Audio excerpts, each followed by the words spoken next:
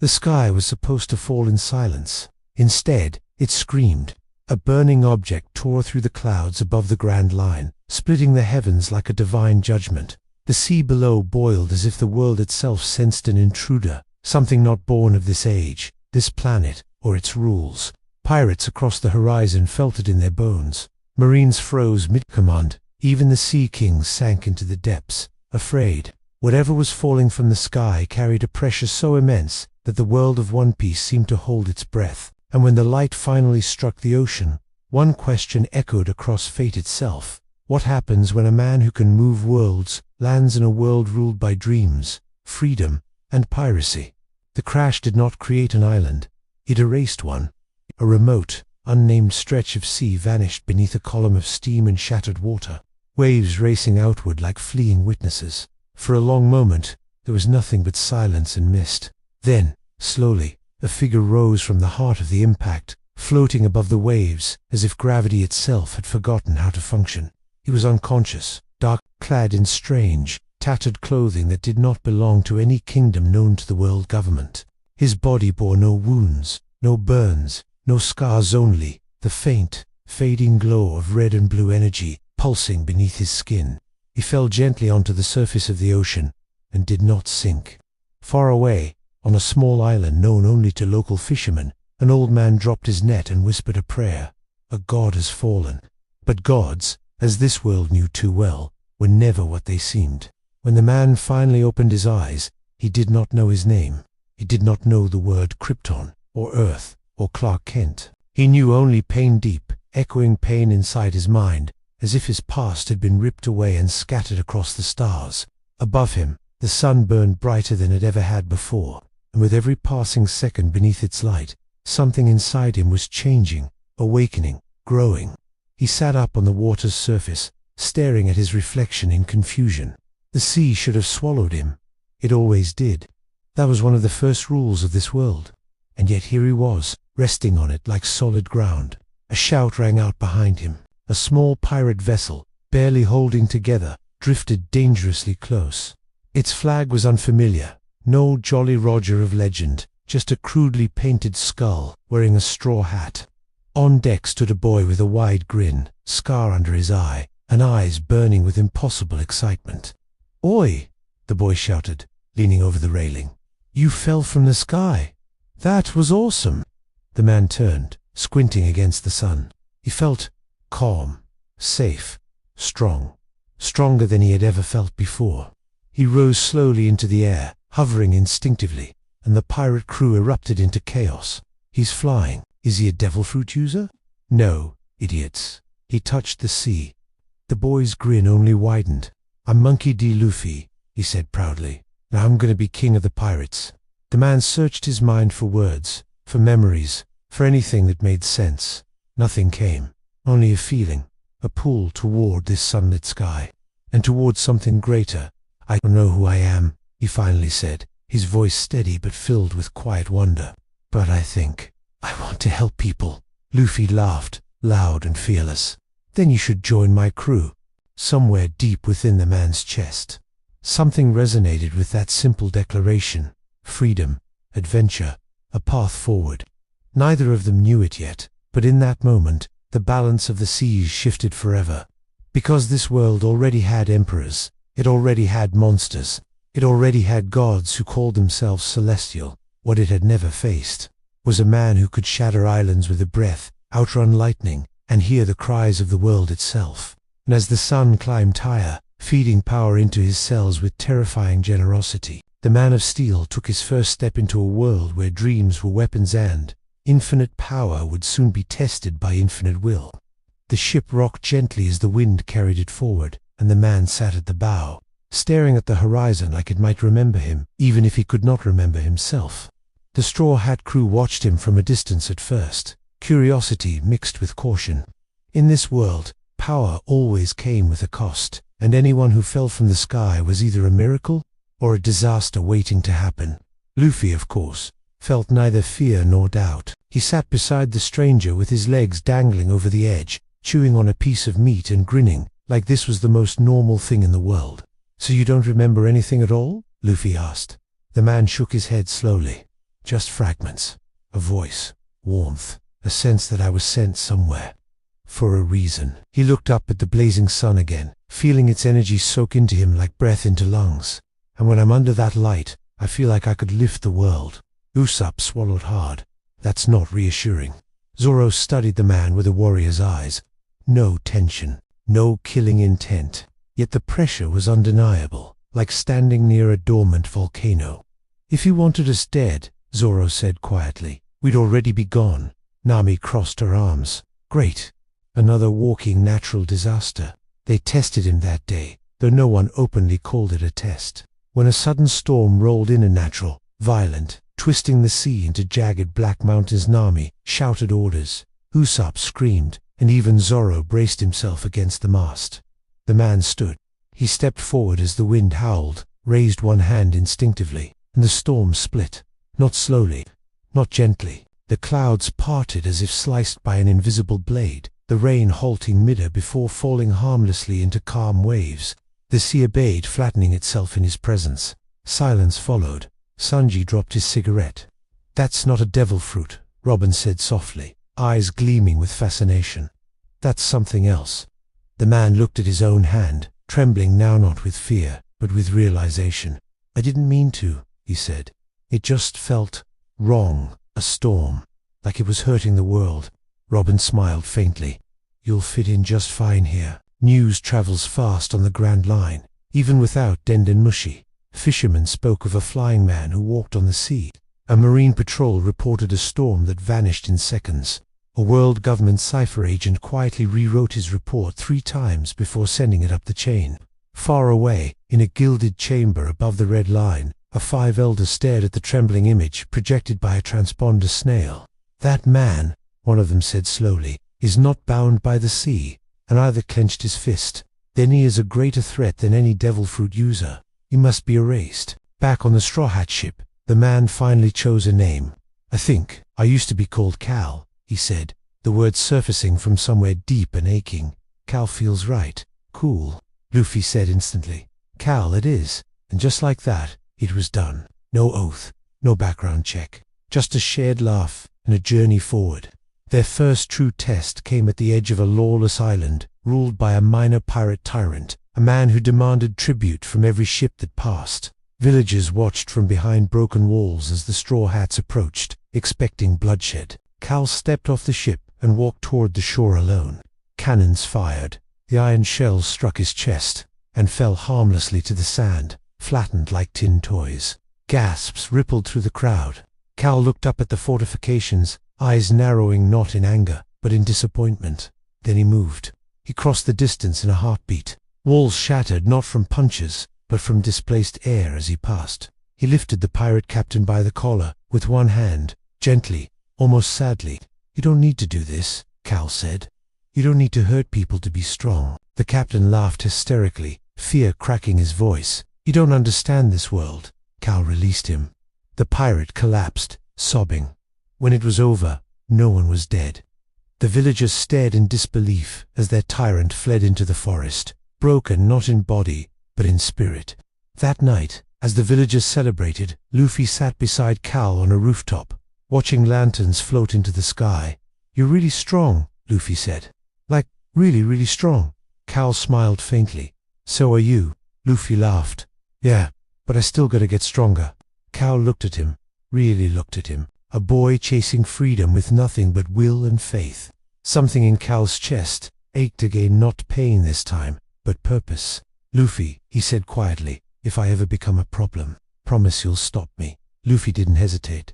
Okay, that simple promise echoed louder than any oath, because somewhere beyond the horizon, something ancient had noticed Kal's presence. The sea itself had felt him, and deep beneath the waves, where even light feared to go, massive eyes opened. A power that did not belong to this world had arrived, and the world was beginning to react. The sea changed after that island. It wasn't something you could measure on a map or track with a log pose. It was a feeling. The currents felt tighter, heavier, as if the ocean itself was watching the ship move across its skin. Kal sensed it before anyone else did. He stood at the bow at dawn, eyes narrowed, hearing something beneath the crash of waves low, ancient and angry. He didn't have the words for it yet, but instinct screamed the truth. This world did not like him. The first Sea King surfaced 3 days later. It rose from the depths without warning, a colossal shadow blotting out the sun, scales like living fortresses, eyes glowing with territorial fury. The Straw Hats froze. Even Luffy went silent, his grin fading into focused anticipation. "Big one," Zoro muttered, hand on his sword. Kal stepped forward automatically. The creature roared, the sound shaking the ship apart, plank by plank in spirit if not in wood. Its presence carried the weight of the sea itself, a guardian responding to something unnatural. To Kal, it felt like accusation. He lifted into the air, hovering between the monster and the ship. The Sea King lunged. Kal moved, not with violence at first. He placed a single hand against the creature's armored snout and pushed. The ocean exploded outward. Water parted in a perfect corridor. The Sea King hurled backward as if struck by a god's palm, crashing into the horizon and vanishing beneath the waves in stunned silence. No blood, no death. But the message was clear. The sea had tried to assert dominance. It had failed. Far away, deep in the New World, a man sat on a throne of skulls and cracked stone. Red hair flowed freely, scythe untouched in his hand. Shank's smile faded as a chill crept up his spine. "That wasn't hockey," he murmured. "That wasn't a devil fruit." Ben Beckman looked up sharply. "You felt it too." Shanks nodded slowly. Someone just told the Sino. Meanwhile, the world government had stopped pretending this was coincidence. Reports stacked higher by the hour. A flying man allied with Straw Hat Luffy, immune to cannon fire, able to part storms. Sea Kings retreating instead of attacking. Cypher Pool agents failed to approach him not because they were detected, but because they felt watched, exposed, as if nothing they did could possibly work. Admiral Akainu crushed a transponder snail in his fist. "Enough," he snarled. "If he stands with pirates, he is an enemy of justice." "Send an admiral," one officer suggested carefully. Akainu's eyes burned. "No, send a message." The message arrived at dusk. A marine battleship appeared on the horizon, massive and bristling with guns, flying a white flag. Luffy tilted his head in confusion. "Are they surrendering already?" Kal's expression hardened. "No," he said softly. "They're afraid." A lone marine officer stepped forward with a megaphone, voice shaking but resolute. An identified individual known as Kal. "By authority of the world government, you are ordered to surrender yourself immediately. You do not belong in this world." The words struck deeper than the cannons ever could have. Kal floated above the deck, eyes locked on the ship. Memories, stirred voices, stars, a planet dying, being sent away, being told he was hope. "I didn't choose where I landed," he said, his voice carrying across the water without effort. "But I choose what I do here." The marine ship fired. Not cannons. Light. A beam of concentrated energy tore across the sea, experimental, forbidden.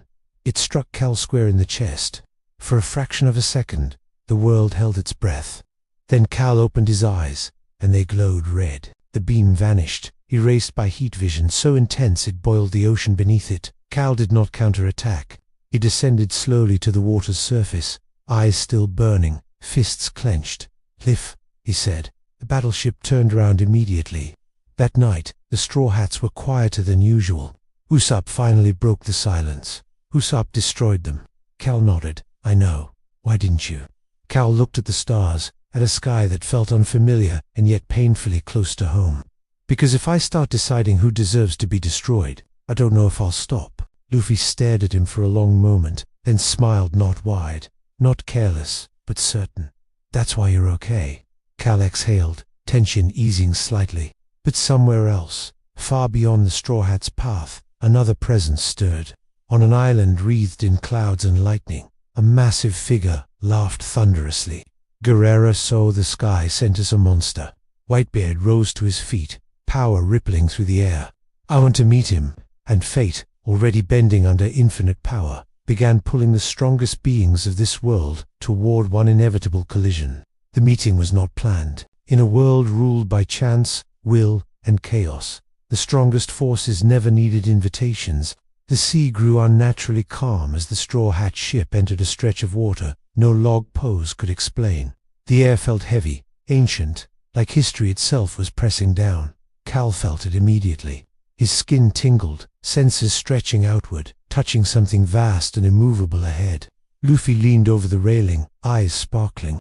"Oi, someone really strong is over there." Zoro grinned. "You feel it too?" Kal didn't smile. His jaw tightened. "Yes, and he feels me." The horizon split as a ship unlike any other emerged from the mist, massive, scarred, flying a flag that made even the sea seem to bow.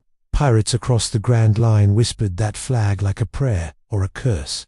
Whitebeard, the air itself trembled as Edward Newgate stood at the bow of his ship, Basento resting on his shoulder, eyes locked directly onto Kal as if distance meant nothing. "So that's him," Whitebeard said, voice deep enough to shake bone. "The man the sea doesn't own." The ship stopped moving, held in place by something greater than anchors. The Straw Hats felt it then, raw, crushing pressure. Conqueror's hockey rolled outward like a living thing. Usopp collapsed instantly. Nami struggled to breathe. Even Zoro dropped to one knee, teeth clenched. Kal stood unmoved. The pressure washed over him and broke. Whitebeard's eyes widened slightly. "Not fear surprise. Interesting," he muttered. Kal rose into the air, floating level with the old pirate. The sun blazed behind him, outlining his form like a living symbol. "I don't want to fight you," Kal said honestly, "but I won't back down either." Whitebeard left a booming, joyful sound. "Good. That's how it should be." He swung his Basento. The world cracked. Space itself fractured as the shockwave tore forward, shattering the sea into towering walls. Kal moved on instinct, meeting the quake with his bare hands. The impact sent a shock through the planet. For the first time since arriving in this world, Kal felt resistance. Not damage. Resistance. His boots skidded backward across the air itself as he absorbed the force, eyes wide with something dangerously close to excitement. Whitebeard grinned. "You feel that, boy? That's the weight of this world." Kal pushed back. The sea screamed as two impossible forces collided, one born of will and earth-shaking power, the other fueled by a star. The shockwave split clouds, rattled islands miles away, and sent tremors through the red line itself. Then Kal stopped. He released the force, letting the energy dissipate harmlessly into the sky. Whitebeard's laughter faded into a thoughtful smile. "You could have kept going," Whitebeard said. Kal nodded. "Yes. Why didn't you?" Kal looked down at the Straw Hats, at Luffy watching with absolute faith, no fear in his eyes. "Because this world already has enough people proving they're the Whitebeard studied him for a long moment, then he planted his Basento into the deck. "Girarara, I like you." He turned his gaze to Luffy. "Straw Hat, you've picked up something dangerous." Luffy grinned. "He's my friend." Whitebeard laughed again. "Then protect him, because the world won't." As Whitebeard's ship turned away, Kal felt it the shift. This wasn't just a meeting, it was a declaration. The strongest man in the world had acknowledged him, and that meant only one thing. Every other force on the seas would come next. High above the clouds, hidden beyond ordinary sight, something watched the encounter unfold. A man sat alone on a throne, eyes closed, blade resting against his shoulder.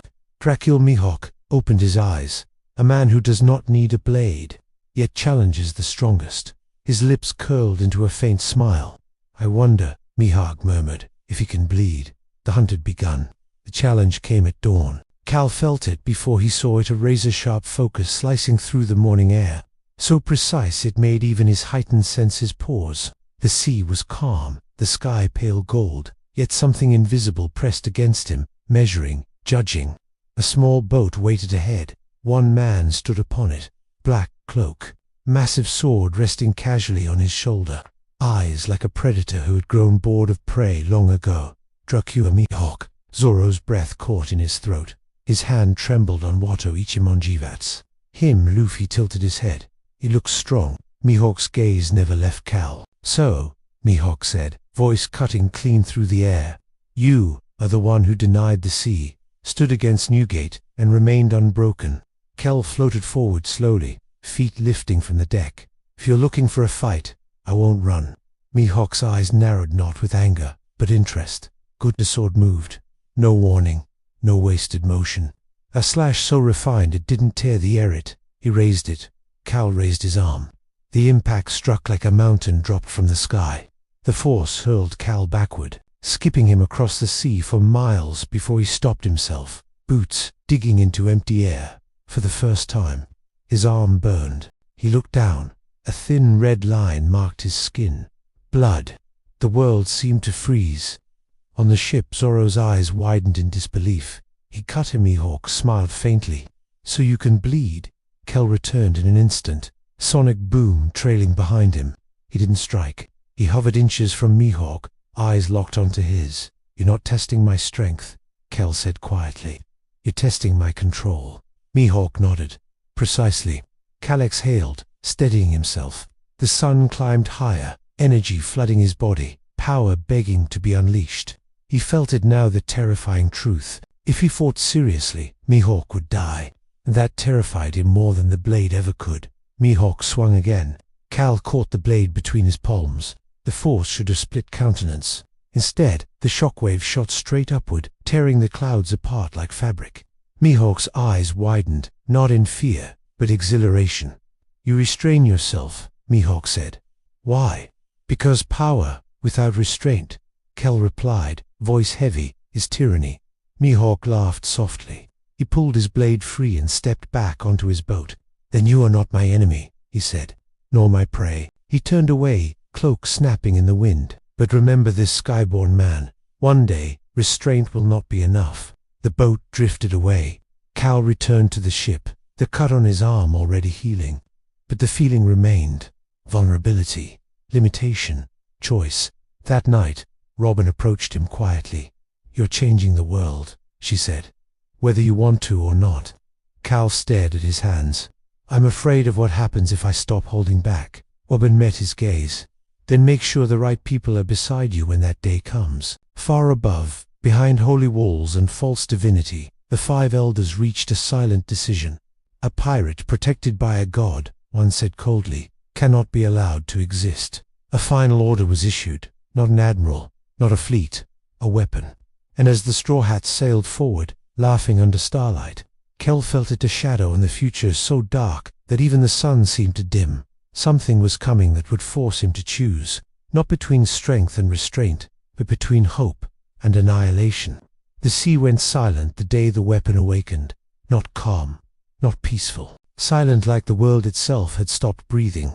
Cal felt it like a blade pressed against the back of his soul. He stood at the bow, fists clenched, eyes fixed on the horizon where the sky bent unnaturally, clouds spiraling inward as if pulled by an invisible hand. Luffy sensed it too. He didn't smile this time. "That thing, it's bad." Robin's voice was low. "This isn't a pirate or a marine." A shadow passed beneath the ship. Not a sea king. The ocean split apart as something colossal rose from the depths, an ancient mechanical titan. Its surface carved with symbols older than the world government itself. Its single eye glowed with cold, artificial judgment. An ancient weapon. The world government had lied. It wasn't a legend. Cannons mounted along its frame turned not toward the ship but toward Cal. A voice echoed from within the machine, amplified and hollow. "Anomaly confirmed. Entity does not obey sea law, devil contract, or hockey structure. Threat level, extinction." Luffy stepped forward instantly. "Oi, you don't get to decide that." Cal raised an arm in front of him, stopping the crew. His heart pounded not with fear for himself, but for them. "This is aimed at me." The weapon fired. The beam that followed was not light or fire. It was erasure. The sea beneath it vanished, leaving nothing, no steam, no shockwave, just absence. Cal moved. He crossed the distance in less than a heartbeat, placing himself directly in the beam's path. Pain, unlike anything he had felt before, tore through him as the weapon analyzed, adapted, intensified. For the first time since landing in this world, Cal screamed. The sky darkened, and the sun dimmed, as if even it hesitated to feed him now. "Cal!" Luffy shouted. Cal pushed forward, muscles trembling, skin cracking with radiant energy. Memories flooded back. Krypton, a dying world. Parents sending him away not to rule, but to protect. He roared and drove his fists into the weapon's core. The explosion split the sea from horizon to horizon.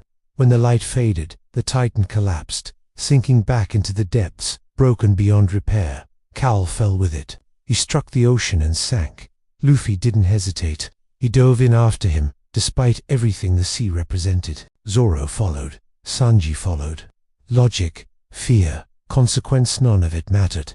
They pulled Kal back onto the deck. He didn't move. The sun broke through the clouds at last, light washing over him. Slowly, his chest rose. Kal opened his eyes. Tears streamed down Luffy's face as he laughed. "Idiot, you scared me." Kal smiled weakly. "Sorry." Far away, alarms rang within Marijois. The 5 elders stared at the shattered feed in horror.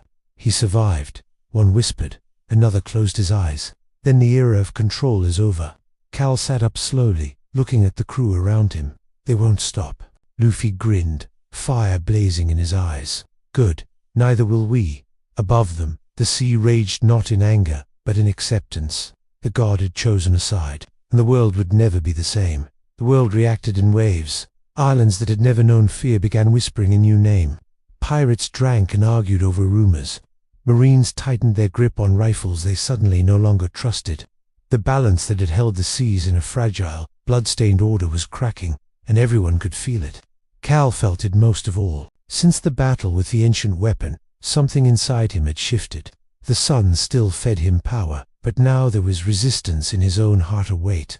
Every life he saved pulled against every life he might one day have to take. He stood on the deck at night, staring at the stars, trying to remember which one had once been home. Robin approached quietly. "The world government has declared you a world-level threat," she said calmly. "Higher priority than any Yonko." Kal exhaled slowly. "So it's official. They've also declared Straw Hat Luffy an existential catalyst," she added. Luffy, lying on the deck nearby, grinned. "Cool." Kal couldn't help but smile, but the fear beneath it was real. Their next destination wasn't chosen by a log pose, it was chosen by fate. The sky darkened unnaturally as they approached an island wrapped in permanent storm clouds. Lightning crawled across the heavens like living veins. Kal felt the pull immediately: raw ambition, godlike arrogance, power taken rather than earned. A man stood at the island's peak, arms spread wide, laughter echoing through thunder. "So," Enel's voice boomed across the sky, "another so-called god dares enter my domain." Lightning struck Kal directly. He did nothing. Kal rose into the air, meeting Enel eye to eye. "You're not a god," Kal said evenly. "You're just someone who found power first." Enel's grin faltered for the first time in his life. They clashed like living disasters. Lightning screamed against solar fire. Thunder shattered against unbreakable flesh. Enel struck faster, harder, pushing his devil fruit beyond its limits. But every blow only proved the difference between stolen power and inherent strength. Kal didn't destroy Enel. He broke him, pinned him to the ground, lightning flickering uselessly around his trembling body. "Power doesn't make you divine," Kal said quietly. "What you do with it does." He left Enel alive, stripped of certainty, staring at the sky he once claimed to own. When they sailed away, word spread faster than lightning ever could.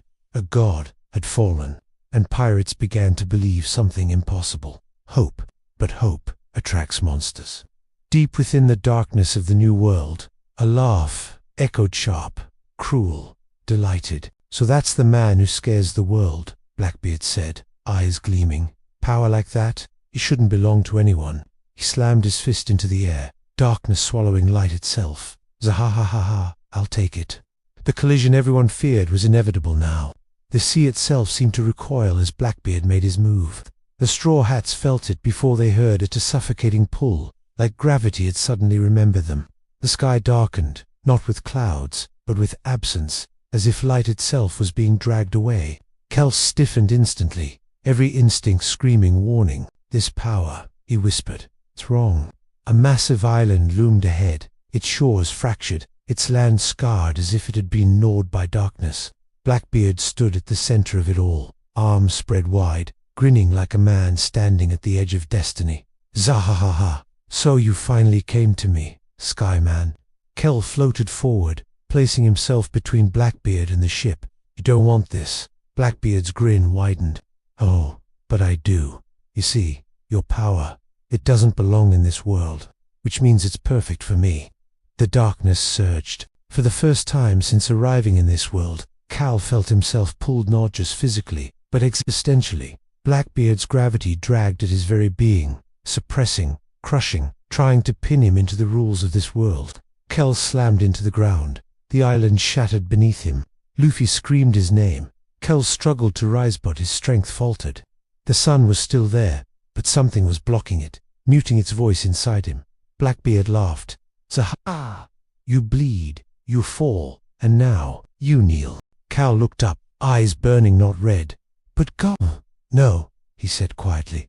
"I stand." He forced himself up inch by inch, muscles screaming, bones threatening to fail. Memories surged again, his parents' final words, a planet dying, a promise made across the void. He wasn't sent to rule, he was sent to endure. Kal broke free. The darkness shattered as light flooded outward, tearing through Blackbeard's gravity like dawn through night. The clash that followed was apocalyptic darkness, swallowing islands, heat vision carving through void, shockwaves flattening the sea. Blackbeard howled in fury as Kal drove him into the earth, fists blazing with solar fire. But Blackbeard laughed even then. "Zahahaha, you can't kill me without becoming a monster too." Kal froze, and Blackbeard escaped, bloodied, broken, but alive, laughing as he vanished into the shadows. Kal hovered above the ruined island, trembling. He'd come closer than ever before. Too close. Luffy grabbed his arm. He didn't cross the line. Kal looked at him, shaken. Not yet. As they sailed away, the world trembled not from fear alone now, but anticipation, because everyone had seen it. Even infinite power could be challenged, and the final storm was still ahead. The calm that followed Blackbeard's retreat was worse than any storm. The straw-hat ship drifted beneath a sky painted in bruised purples and fading golds, the aftermath of impossible forces clashing still echoing through the air. Kal stood alone at the edge of the deck, hands clenched so tightly the wood beneath his fingers creaked. He could still feel it's the moment where ending Blackbeard would have been easy, natural, efficient, terrifying. Luffy watched him from a distance, not interrupting, not joking. For once, even he understood that something fragile was holding together inside his friend. "You held back," Zoro finally said, breaking the silence. "Most people wouldn't." Kal didn't turn. "That's what scares me." That night, Kal dreamed, not of this world, but of a blue planet under a red sun, of voices calling his name, of hands placing him inside a vessel, of love mixed with desperation. He woke with a gasp, eyes glowing faintly, heart pounding. He remembered now. He was Kal-El of Krypton, and he remembered something else. He had limits. The next morning, the sea parted for a fleet unlike any before it. Not pirates, not marines. Red sails, disciplined formations, and at the center one ship that radiated authority without cruelty. Red-haired Shanks stood at its bow. The moment Kal saw him, he felt it not oppression like Whitebeard's presence, not sharp intent like Mihawk's, but balance. A will strong enough to stand without needing to dominate. Shanks smiled. "So, you're the guy everyone's losing sleep over." Kal descended slowly onto the water between their ships. "I never asked for this." Shanks nodded. "None of us did." They talked. No blades, no threats, just two forces trying to understand each other. "You're changing the era," Shanks said quietly. "Whether you fight or not." Kal looked toward Luffy's ship. "Then tell me how to stop it." Shanks' smile faded. "You don't. You choose what kind of era it becomes." Before they could say more, the sky split open. Not lightning. Command. The air bowed as massive warships emerged through a distortion in the cloud's technology beyond the ancient weapon. Polished, perfected. At their center stood an admiral cloaked in magma, eyes burning with absolute conviction. "Akainu." "So," he growled, "this is where the god hides." Luffy stepped forward instantly. "Oi." Kal raised a hand. "No," he said softly. "This one's on me." Akainu didn't wait. The sea turned to fire. Kal met the magma hidden, heat vision, colliding with molten justice, the clash igniting the sky itself. Akainu struck with everything he had, fist after fist, law after law, but Kal did not move backward. He stand above justice. Akainu roared. Kal caught his arm mid-strike. "No," he replied. "I stand for people." He didn't kill Akainu. He defeated him, pinned him into the earth, magma cooling beneath overwhelming force. Marines stared in horror as their symbol of absolute justice lay beaten but alive. Kal rose, his voice carrying across the sea. I will not rule this world, I will not destroy it, but I will protect those you exploit in the name of order." For the first time in centuries, the world government hesitated. As the fleets retreated, Shanks watched Kal with new understanding. He just drew a line the world can't ignore. Kal looked at the sun, feeling its warmth steady his heart. "Then I'll stand on it." But far above, beyond sky and sea, something ancient stirred, something that had watched worlds fall and heroes fail. This story wasn't reaching its end, it was reaching its reckoning. The world government's retreat was only temporary. News of Kal's deeds spread like wildfire. Eilon spoke of a god who refused to dominate, who defended the weak without seeking glory. Pirates cheered, marines whispered, and even the Yonko recalculated their paths. The seas themselves seemed to pulse with a new rhythm, one that both feared and respected the skyborn man. But power attracts chaos, and chaos demands a reckoning. It came in the form of a massive Blackbeard-led coalition, joined by rogue Yonko captains, bounty hunters, and mercenaries from every corner of the Grand Line. Their target, Kal, the anomaly, the pirate god whispered in fearful reverence. Ships filled the horizon, countless decks bristling with blades, cannons, and devil-fruit powers. Luffy's grin faltered for the first time. "That's a lot of bad guys." Kal stood at the bow, calm as the wind stilled around him. "They won't understand me," he said quietly. "They'll try to destroy everything I care about first." Zoro's hand tightened on his sword. "Then we fight." The cliff began before words could finish. The fleet surged. Thousands of cannonballs fired simultaneously, devil-fruit powers igniting in every direction. Kal moved like a living storm, deflecting attacks with a sweep of his hands, heat visions slicing through enemy ships, and super speed carrying him across the battlefield faster than the eye could follow. Yet with every victory, more came an unending tide of hostility. Blackbeard himself descended into the chaos, his darkness stretching like a living void. Kal met him mid-air. The collision shook the clouds, rippling across the seas. "You can't win," Blackbeard growled, shadow claws lashing. "Not here, not now, not ever." Kal's eyes burned red. "I'm not here to win, I'm here to protect." Their battle tore the sky apart. Islands trembled. Lightning struck. Waves rose like mountains, and then shattered. Even Luffy and the Straw Hats fought relentlessly, inspired by Kal's resolve, pushing back the seemingly endless enemy. Amid the chaos, Kal realized something terrifying. Even his powers had limits, not of strength, but of time. Every blow he prevented, every ship he saved, drained him. The world could not rely solely on him, no matter how godlike he seemed. He looked to Luffy, determination and trust filling his eyes. "When the time comes, you must finish this." "Not me." Luffy's grin returned, fierce and unyielding. "Leave it to me." Kal nodded, sensing the final confrontation approaching. Blackbeard's laughter echoed, merging with the roar of the sea and the cries of battle, a sound that promised ruin unless courage rose to meet it. And above it all, the sun shone, steady, unyielding, feeding the man who had become legend.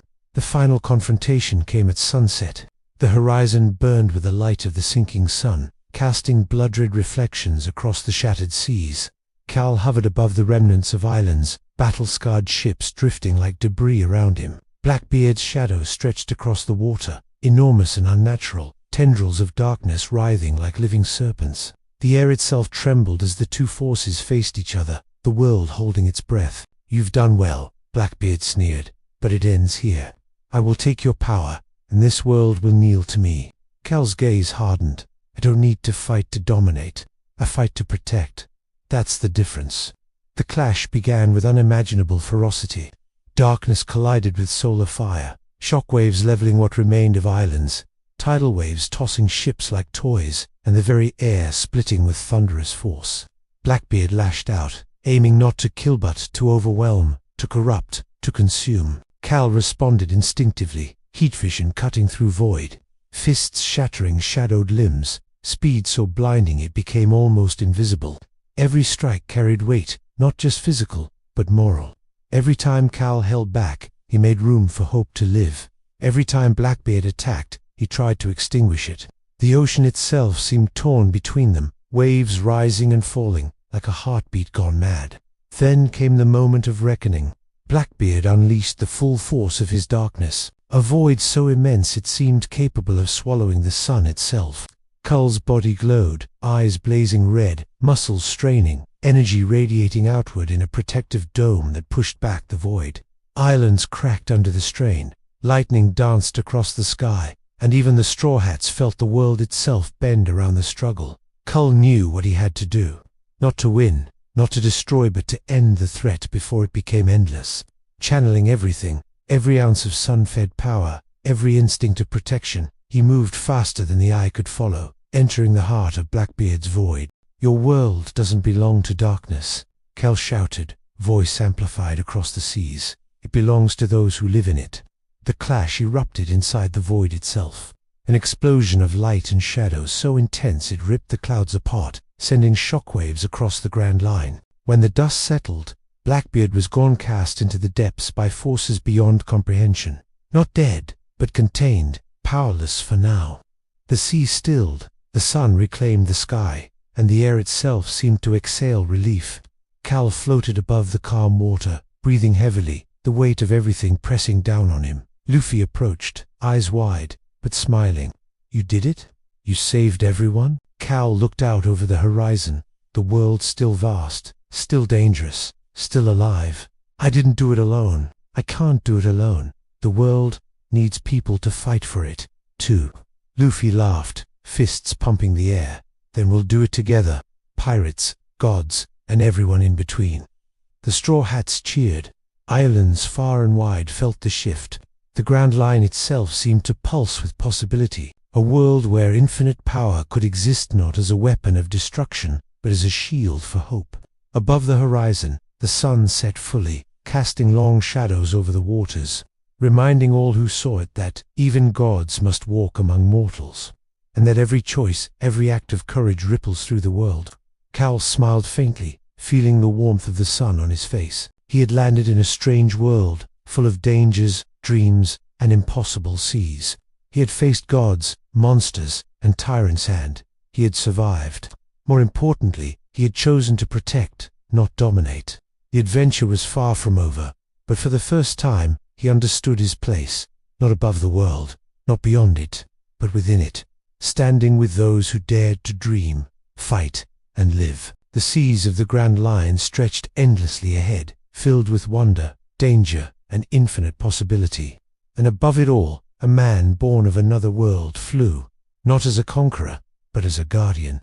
Because sometimes, even a world of pirates needs a god who knows the meaning of mercy. The story of Kal in the One Piece world had only begun. Kal, a being of infinite power from another world, landed in the unpredictable seas of the One Piece universe and faced forces that tested not just his strength, but his humanity. He discovered that true power is not measured by dominance or destruction, but by restraint, compassion, and the willingness to protect others even when no one else can. Through his journey alongside the Straw Hats, Kal learned that even a god must walk among mortals. That hope is strongest when shared, and that the choices of one can ripple across the world. By facing tyrants, pirates, and gods alike, he became not a ruler, but a guardian, a symbol of balance in a chaotic world. The story closes not with an ending, but with a beginning. The seas remain vast and dangerous, the horizon endless, and the challenges unending. Yet now, a new force exists, a god who fights not to conquer, but to protect. Kal's presence has reshaped the Grand Line, inspiring courage, daring, and the belief that even in a world of pirates, heroes can rise without surrendering their humanity. The ultimate message: true power is defined not by how much you can destroy, but by how much you can protect. And even the strongest being is most powerful when they stand with others. Kal's legend is only beginning, and the world will never be the same.